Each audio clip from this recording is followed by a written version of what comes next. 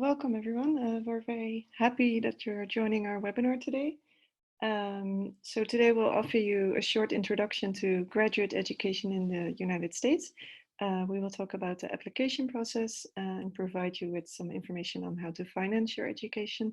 And we will also talk in a little more detail about the Fulbright program and other scholarship opportunities for graduate students at our commission. This webinar will be recorded, so you will have the opportunity to watch it again later. And if you're interested, we can also send you a copy of the PowerPoint after the webinar. So for those of you who are watching at this moment, you will have the opportunity to type your questions into the chat box. We will try to answer your questions during the presentation if possible. But if we don't address your question during the presentation, we will try to go back to it at the end. So first, a brief introduction. Linda, do you want to? Yes, my name is Linda Peterson.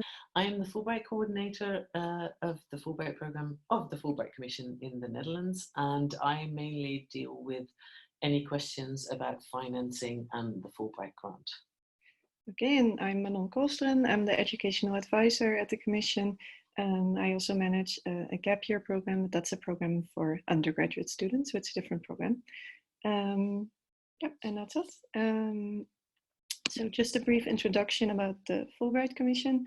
Some of you might already know what we do, but some of you might not be so familiar with our organization. So just to briefly introduce ourselves, we are a binational commission founded by treaty between the Dutch and American government. We were founded in 1949.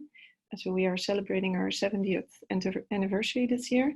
And we are a nonprofit organization, and our flagship program is the Fulbright program, but we also offer information and advice for anyone interested in studying opportunities in the US. And we administer several scholarship programs, both for Dutch and American students. So the Fulbright program was established with a mission to promote mutual understanding through educational exchange. In our case, that's mutual understanding between Dutch and American citizens, but the program exists in over 160 countries. The program was named after Senator J. William Fulbright, and he had the idea that if different nationalities would have the opportunity to study and live together, that would increase mutual understanding and improve international relations, and hopefully prevent similar wars such as World War II. We included a few historical pictures in the presentation for you to enjoy, so you can see an image of the signing of the treaty. And on the right is a picture of our oldest alumni that was taken during our 65th anniversary. The Fulbright Commission also hosts the Education USA Center for the Netherlands. Education USA centers are supported by the American Department of State to offer comprehensive and accurate information on the American higher education system. And Education USA centers are part of a global network in over 178 countries. And we are the only Education USA Center for the Netherlands. And we have a few resources to support you as you are researching your options. So we have, first of all, our website. And we included a screenshot just to show you what it looks like. But the website has everything you need to know about applying to a master or PhD program in the United States. So for instance, we have a timeline to help you plan your application. We have a page on how to research schools and find the right fit for you. You can find practical information about the various admission tests or how to write a personal statement, among other things. We also have information about finances, so information on different types of financial support available at American universities and external scholarships as our own scholarship as well. So this is really a great resource as you are researching study opportunities in the United States. And then in addition to that, if you have any questions or are looking for personal advice, you can always contact us by email or phone. But let's first take a step back and talk about the different reasons for studying in the US. So American universities offer a very high quality of education. There are over 1,500 institutions that offer a wide variety of programs in different fields. So there are many programs to choose from. which makes the US an interesting option if you want to specialize in a particular field. American universities have more funding for research, which means there are lots of resources to support your research. And in addition to that, it's also important to note that graduate programs are very intensive.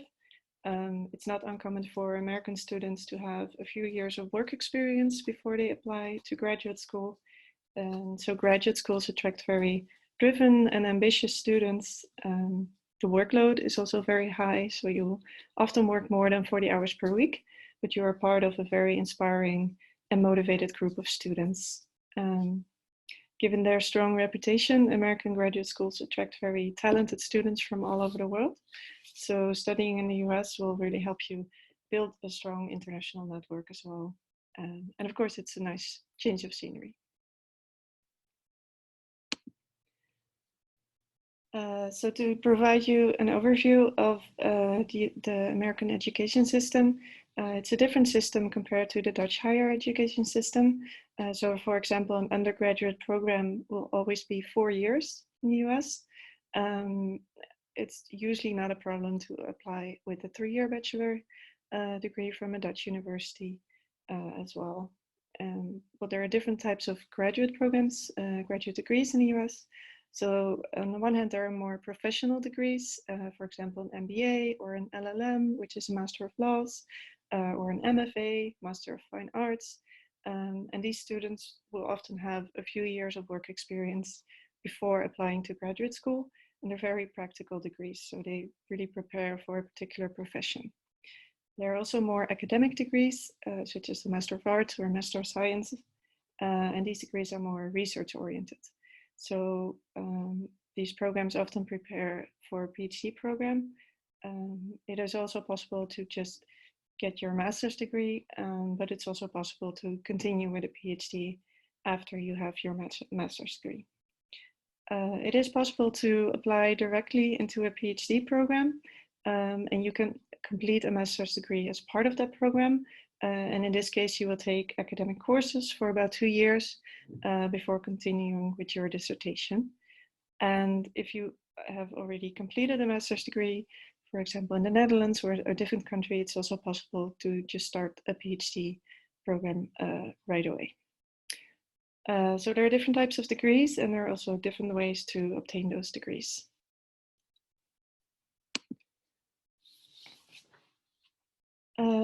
Well, before you start applying to graduate schools, it's very important to consider why you want to study in the US, what you want to achieve through your studies, and what type of degree you're interested in.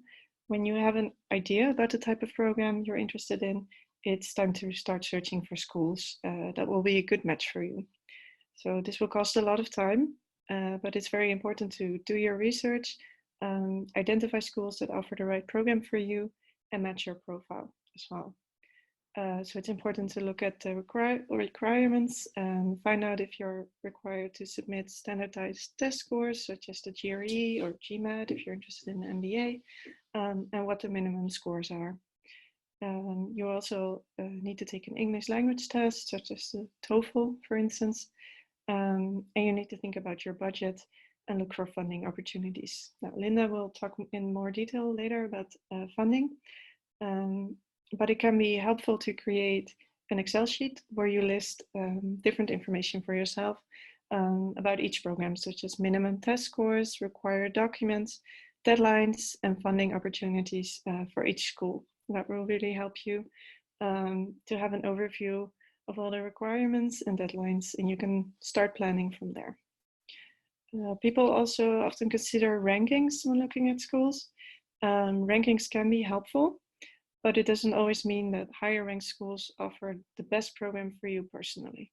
So it's important to consider the criteria that these rankings are based on, and they might not always be the criteria that are the most important to you. So keep that in mind as you're researching schools. You will always need to apply to several programs. Admission to graduate school is selective, and every school has its own admissions criteria, and there's no automatic admission, which is often the case in the Netherlands after a bachelor's degree. So we recommend applying to about 5 to 7 schools. If you're interested in applying to a very competitive program, please do so. But also think about 1 to 3 schools that match your academic profile, and maybe a few safe schools where your academic profile is higher than the school's average. So you can find information about the average grades and test scores for admitted students on the university's website, and that will give you an idea of where you stand. And if your budget is very limited, you might want to consider applying to even more safe schools, because applying to a school with higher than average grades and test scores will make you a very competitive applicant, and this will also increase your chances of getting funding. Well, we can't stress this enough, but start early. Applying to graduate school will cost a lot of time. You will need to do your research and really start planning your standardized test and everything else on time.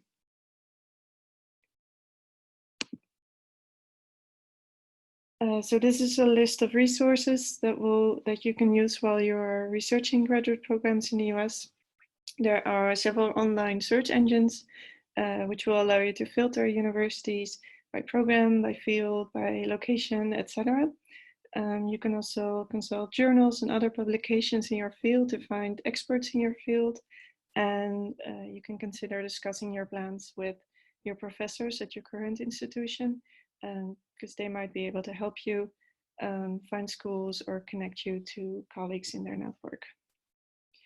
Well, it's also important to research how a program is accredited, and you can find links to more information on our website.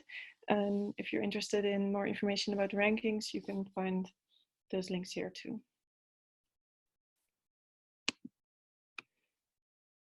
So each university will have its own application process. This is an overview of the general process. The university's website will usually have more information on the process, but in general, you will apply to the graduate admissions office first. Each graduate school has its own minimum admission requirements, and in addition to that, each faculty might have its own requirements. So you will submit your application to the graduate school, and once you've met the requirements, your application will be passed on to the faculty. So if you're applying to a PhD program, it's recommended to contact faculty members in your field prior to applying. You should talk to them about your research, ask them about opportunities in their department, resources, funding opportunities, all of those things. And you might even want to consider visiting in person. So as a PhD student, you will work very closely with your professors, so it's helpful to know them and let them know about you and your research, and know that your application is on its way. If you're applying for a master's degree, it really depends on the program. If it's a big program, it's usually not necessary to contact your professors. If it's a more selective program, you could reach out to them, but keep it very short and to the point. And keep in mind that if it's a selective program, they will receive hundreds of messages. So it's very likely that you won't receive a reply. And that's okay. Don't spam them with lots of messages. Just sending one message is enough. So the personal statement is one of the most important aspects of your application. This is where you explain why you want to enroll in a graduate program at this specific university. So this means you will have to write a different personal statement for each university you're applying to. It's very similar to a job application, for instance.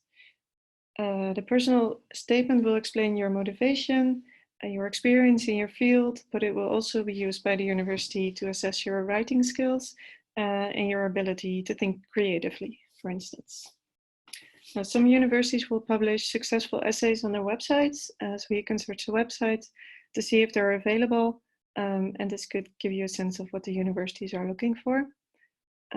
All universities will have different requirements for the personal statements, so it's important to look at those before you start writing them.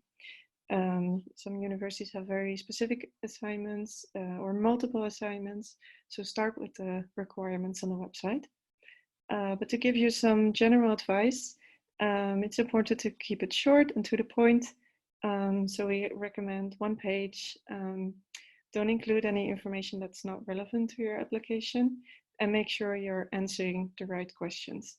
So talk about who you are, what you want to do, why do you want to do your research at that particular university, and how. So talk about your plan. It's also important to think about what's unique. So try not to share the same information that everyone else is sharing, because universities will read a lot of applications and it's important to stand out. And also don't forget to sell yourself. And I know this is something we're not used to doing in the Netherlands, but talk about your achievements, brag a little. So you can share a success story. You can also talk about failure, of course, but then try to mention what you've learned and how you would change your approach in the future. So those are things to consider. And if you want more information, you can also find more information on how to write a personal statement on our website.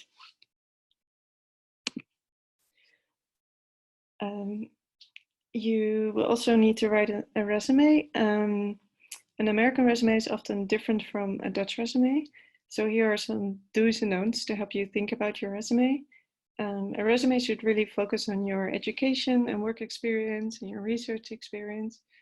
So do not include any information that's personal other than your contact information.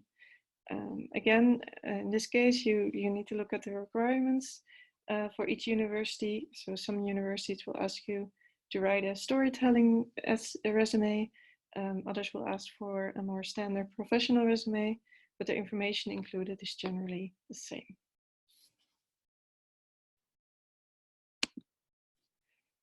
Okay, and here's a brief overview of other elements of your application. It's very important to take all the admission tests and take them on time. So you need to plan your application very carefully. So try to create that Excel sheet to keep track of all the deadlines and start planning from there. Almost every university will also require reference letters, transcripts, so you need to reach out to your current institution to request those. Are there any questions, Linda, that we haven't answered? Okay. Well, this concludes the first part about the application process, and I will now hand it over to Linda to talk more about finances. So, hello, I'm Linda, for those of you who joined a bit later. My role in this Fulbright Commission is to administer the Fulbright grant program for the Dutch. And therefore, I will talk to you a bit about how you can find finance for studying in the US, and also about our specific grant programs. As you may know, in general, the costs of studying in the US is much more than it is in the Netherlands. However, there are also many more possibilities to find financial assistance for your studies in the US.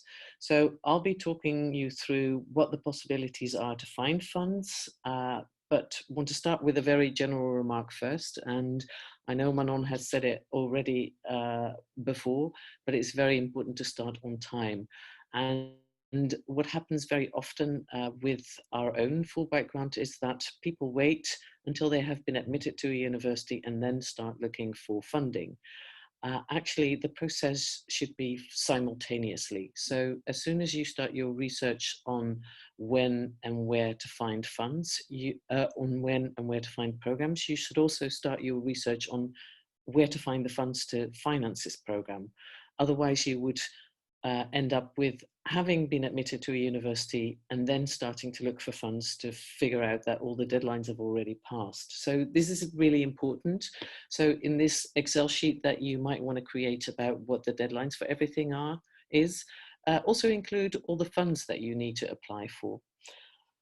So that is the first starting point. And there are three general sections where you can try and find funding from for your studies in the US. The first actually is the American universities themselves. There are a large number of American universities that have grants for either American students or international students, or both. So it is very important that you check when you apply for a place at a university, whether they also have funding for international students. And the funding they have can be small funds, it can be nearly full grants, and it depends very much on the university, but also within the universities, it depends on the department or the section, or um, maybe even just one professor who has a research budget that he can use for giving grants. So it is very important to check specifically for your master or PhD that you want to go and do, whether there are funds, and you can look at the general information on the website of the university, or you could look at the specific site or part of the site that is for your program. If you can't find anything on the website of the university, what you can also do is just send the international office of that university an email asking for this, and don't be shy. They are very used to answering these kind of questions, and they may come up with answers that are not on the website, but that will be very helpful. Now, the second place you could look for funding are private funds, and there are a great many number of smaller funds that all have their own criteria, and therefore it is difficult to say whether or not you are eligible for those funds. They can have very funny criteria, such as a certain surname, or you have to be from a certain province, or you have to be from a certain religion, or you have to be from a low income family, and they have a really, really great variety of criteria. It is worth your while to actually spend an afternoon online to research these funds, because they may actually have some money for you, and it may take you an afternoon to figure it out, but it may actually be worth your while. So I would suggest you look at the two mentioned links on the PowerPoint that we're showing you, bursopener.nl and fundingusstudy.org, because they have most of these funds online, and with answering just 2 or 3 questions, you will get a small database of possible options for you. And they also include the links to these grants. So you can look at the information on the website itself and see when the deadlines are, what you need to do, what the criteria are, and also not be afraid to apply for several funds. In the Netherlands, it's quite common, because none of the grants are fully cost covering, to actually stack a number of grants on top of each other. So you can apply for lots of funds. You can actually accept more than one fund if you are granted more than one grant, and that is normal procedure. So don't worry about asking for too much money from too many different organizations. We all know that you will not be able to go and study in the US on just one grant. So we're all used to this. And at some point, we will probably ask you how your finances look. And most of us will actually, if you by any chance get more money than you actually need, have the possibility to still give you a grant, but a lower grant. That doesn't happen a lot, so feel free to apply for as many grants as that you're eligible for, and nobody will think that's weird, so go ahead and do that. The third option where you can find grants, and that's actually just one big grant, and that's our grant, is the government. Now, if you want to go and study in the US, there is one government grant that is sponsored by the Dutch and the American government, and that's the Fulbright grant, and that's the grant that I administer, so I can tell a lot about this. I've also listed on the page on the PowerPoint whether they're partial or full grants. Most of the grants are partial, and they can be small amounts and large amounts. But for instance, the universities in America sometimes give full covering grants. That is usually the case if you apply for a PhD program and they really have a fully funded PhD program. That means that you will probably also have to do something in return. Sometimes they will ask you to be a teaching assistant or a research assistant for a professor, but sometimes it's also without any activities from your part, and they will give you a full grant. That does not happen for a master program usually. If you would get a grant for that, that would usually be partial, and it can come either in the way of a teaching or research assistantship, or, for instance, a lowering of the tuition fee. So they may take $10,000 off, or they may say you only have to pay half of it. And then you could try the other two options, so the private funds and the Fulbright grant, for instance, to make up the rest of the grant. So that's the general information I wanted to say about where you can find funds.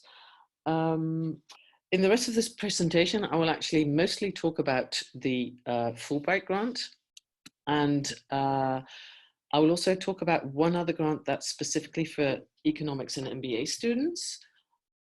But I will first talk about the Fulbright grant and give you some details about that. So I'll talk about Fulbright eligibility requirements, what is included in the grant, and those kind of things. Now, first, some general background. The Fulbright grant comes from Senator William Fulbright, and the goal of the grant is actually to promote mutual understanding. The reason why I put this second on this list of what the Fulbright grant program is about is not only for us, but for every grant that you actually will apply for. It is necessary to understand why this grant is there. So you may just want to have money to go and study in the US, but most of the grant programs actually have another goal. And for us, that is promoting mutual understanding, but it could also be something else, like wanting to promote civic activism or something else. So it is always important to keep that in mind when you apply for a grant. What is the goal for this grant? What do they want to achieve? Do I have something in my CV, in my volunteer work, etc., that is actually connecting to that? And then highlight that bit in your application, because that will make you stand out and will make you interesting for the actual grant that you're applying for. So that's something I just want to make sure that all of you understand, because it's sometimes forgotten, and it is not just money, it is also a goal that the grants have themselves, and they would like you to actually be part of that. Now, the Fulbright grant program has several ways of trying to promote this mutual understanding. One is by giving this kind of information session. We do the grants thing, but we also have Americans coming here, and they, for instance, visit high schools in the Netherlands, and they tell about studying in the US. So it works in several ways. We get our funding through the governments, but we also have a number of other parties that actually give us funds for giving the grants. There are, for instance, two friendship foundations that want to promote the good relationships between the US and the Netherlands. There are some Dutch universities who sponsor it, and there are also some companies that actually sponsor our grants. So that's where our money comes from. Now, to talk about what the eligibility requirements are for the Fulbright grant, you have to be Dutch. If you have a different nationality, you actually apply in the country of which you have the nationality. So if you're listening to this presentation and you're Belgian or you're German, you look at the requirements for the Belgians and the Germans, and you apply there. That way, everybody has a chance to apply, as long as you comply with the requirements from your own country. So even if you're studying here in the Netherlands but have Spanish nationality, you can apply in Spain. Now, the grants are for study at the graduate level. So it means you have to have a bachelor degree before you leave. It doesn't mean that you already now have to have a bachelor degree before you can apply. You can still be in the last year of your bachelor and then apply for your coming year to do your master degree or PhD degree in the US. We do not fund complete PhDs in the US anymore. So it has to be a master or research that is, for instance, for your master thesis in the Netherlands, as long as it's a whole year, or research which is a freestanding topic. Most people actually apply for a master degree program. So that is the amount of applications we get most. And another thing that I would like to point out to you is that there's only one study field in which we will accept applications which are a bit shorter, and then it would have to be at least 6 months, and that is for students of medicine.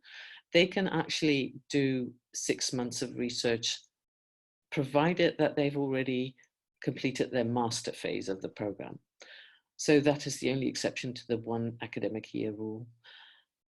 The one thing that we want to make sure before before you actually apply is the 2-year home requirement. The actual term is a bit longer, but we always shorten it to the 2-year home requirement. This means that with the visa you get to study in the US, what happens is that after you've completed your studies, your visa expires and you cannot stay in the US. You cannot stay if you want to work there, or if you permanently want to, if you work there or permanently want to reside there.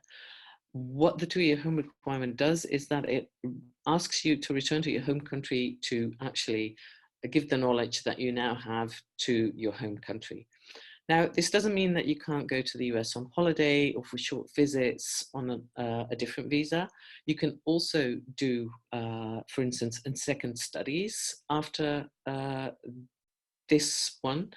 It just means that for certain visa, which are the visa that allow you to work there or to permanently stay in the US, you are not eligible until you can provide proof that you've lived in the Netherlands for 2 years after your studies.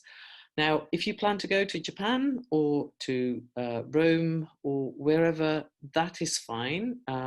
They only look at it when you want to return to the US on one of those visas for working or for staying there permanently. So the grant is not really handy for people who want to make a career in the US. If that's what you want to do after your PhD or your master studies, then maybe this is not something you should apply for, and you should look for other grants instead. Now, what are the criteria for selection? There is a lot of overlap with this for the US universities as well. We're all looking, of course, for people who are good students. So we are looking for people who have high results on their grade lists, but we don't actually have like a minimum to which you need to adhere. And the reason we don't have a minimum is because we also look at your complete application. We also look at your references. We also look at what have you done next to your studies, etc. So that means that I don't usually give like a cutoff point where we won't look at your application, but in general, we're looking for good grades. And the other thing we're looking for is a broad development. So somebody who's been in a hard science study but has never left the lab to look at what's going on in the world, or to sit on a committee, or to do sports or whatever, is not that interesting for us. We're looking for people who have done more than just study. The other thing we're looking for is people who can clearly motivate and express why they need to go to the US. Why does the US have the program that they want to do? Why is it not the UK or another country? And they need to be able to actually communicate that effectively. And we're looking for people who have an open attitude. And the first round, it says on paper, but it's actually all online. There's no paper being sent anywhere. It can all be online. From the online phase, the selection committee will look at all the applications and then review them, and we'll select people for an interview. So not everybody gets to the interview stage. The interviews are approximately half of the people who apply for the grant will get an interview. And once you are selected. The last bit is whether you have also been admitted to the university and have chosen one of the universities that you have applied to, whether you get approved by the FSB. The FSB is the highest administrative organization of the Fulbright organization. Do not worry too much about that. That usually is not a problem, but it is something that needs to be done. And you also need to do a quick medical checkup, and you need to be supplied with a visa for staying in the US. If all that works, then you're on your way and you can go and study in the US. Now, what are the actual grant dates and grant information? There is a grant of $35,000. That is the normal grant, and that is the grant that in principle everybody gets unless there are other circumstances. For instance, the medical student that only goes for 6 months, then we will lower the grant accordingly. There is one company-sponsored grant that is higher. That is for students who are in law and will do an LLM in the US, and will after that go to one of the law firms and will be accepted. Then they will sponsor more of the grant. The grant does include health insurance.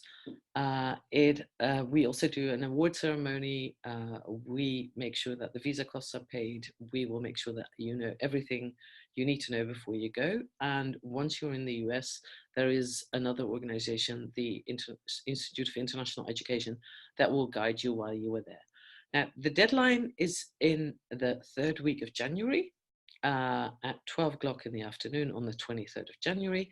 The interviews will be in the 1st week of March, and we will let you know soon after the results.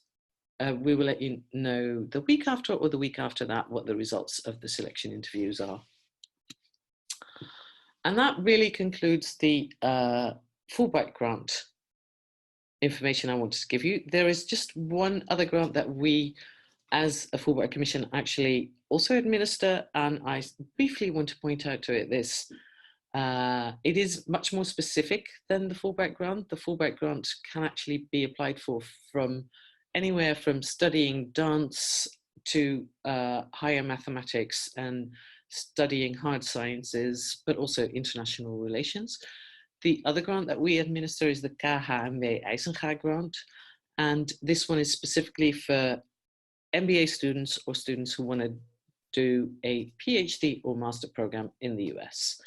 The eligibility requirements are fairly similar to a Fulbright grant. You have to have Dutch nationality, you have to have a bachelor degree before you go. The one thing that is very different from the Fulbright grant is that the 2-year home requirement is not included in this grant.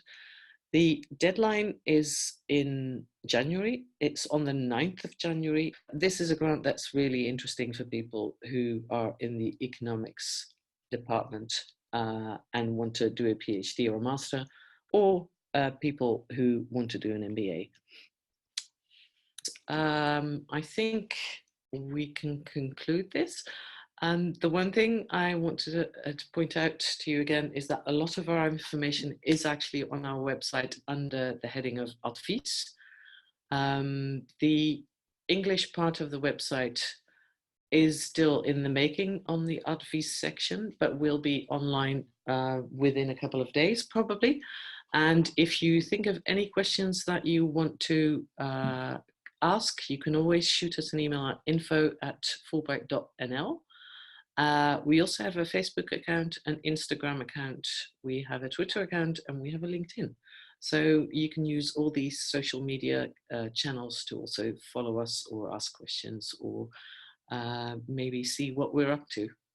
And I think then Manon and I will join each other in saying goodbye to you. And hopefully we will see applications from you or get questions. Yes, thank you for listening. And have a good evening. Yeah, have a good evening.